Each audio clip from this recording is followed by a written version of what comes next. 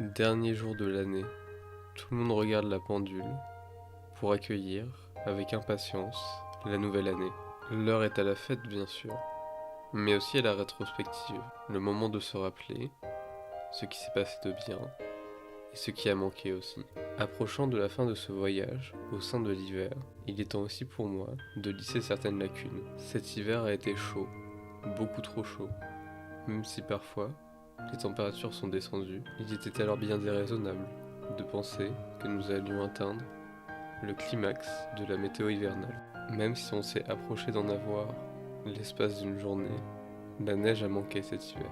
Vous voici donc la première pièce manquante du puzzle, avec une petite série de photos d'il y a 2 ans, sous la neige, et tout en musique pour sublimer le tout.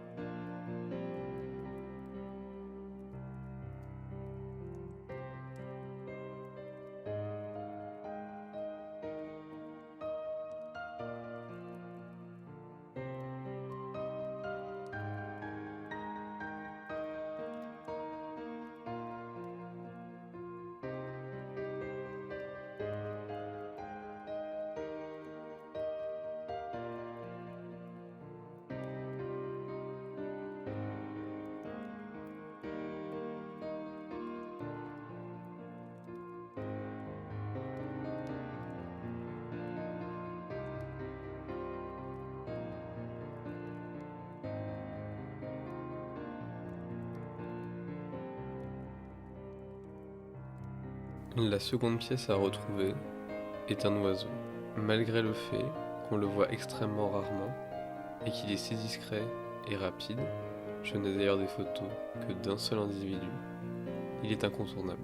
Car il est au sommet de la pyramide alimentaire, des oiseaux, de tous les sites d'observation. Super prédatrice, maîtresse du ciel, c'est surtout au site A que cette monarque règne. Incontestée, décidant à elle seule les équilibres de son domaine, de qui pourra y vivre ou non. Il était impensable de ne pas en parler. Présentons sans attendre Sa Majesté Accipiter Nisus, l'épervier d'Europe. En effet, comme nous l'avons vu, les autres rapaces aperçus, bus variable et faucon cresserelle, ne représentent pas une grande menace pour les passereaux. Leur régime alimentaire n'en contenant que rarement, et les chasses étant surtout effectuées par opportunisme. Mais pour notre femelle épervier, en revanche, les oiseaux sont une source alimentaire majeure. C'est tout le contraire en fin de compte. Ce sont les autres animaux qui sont capturés par opportunisme, et les volatiles qui sont activement chassés. La rapidité, la surprise et l'agilité sont les principales techniques de chasse de l'épervier. La proie est généralement saisie à l'envol, alors que le rapace se dissimule dans les bosquets. Les cerfs servent à la fois à ôter la vie et à transporter la nourriture. L'épervier aime en effet être tranquille quand il déplume sa proie et qu'il s'en nourrit. Il se réfugie donc dans un endroit calme et protège son butin de ses ailes afin de ne pas attirer la convoitise. Chasseur d'élite, l'épervier ne décime pas les populations de passereaux pour autant. En effet, grâce au stratagème et à la vigilance qu'ont développé les autres oiseaux, seulement environ 10% des tentatives conduisent à une réussite. Dans nos régions, l'épervier a le temps et le loisir de chasser à sa guise. Étant un super prédateur, il ne craint que peu les autres animaux. Sa longévité est alors liée à son vieillissement. Ailleurs, d'autres rapaces plus gros peuvent s'en prendre à lui, comme l'aigle. L'épervier est un oiseau au comportement erratique, parfois sédentaire ou migrateur. Il est toujours imprévisible dans ses déplacements. Son nom latin, accipiter, signifie aile acérée, tandis que le terme Nisus est une référence à Nissos, au roi grec, changé en épervier. L'épervier est un oiseau silencieux, se maintenant toujours inconnu de ses potentielles proies. Ce n'est qu'à proximité du nid que l'épervier pousse des cris d'alerte. Ce nid est une aire de nidification, un plateau constitué de branchettes, en général placées dans la partie haute d'un conifère. Lorsque le nid est occupé, on le reconnaît à la présence de nombreuses plumes de la femelle. D'ailleurs, si on marque la différence entre mâle et femelle depuis tout à l'heure, et que les photos que nous admirons sont celles d'une femelle, c'est qu'il doit y avoir un dimorphisme sexuel. Le premier critère de celui-ci est la taille.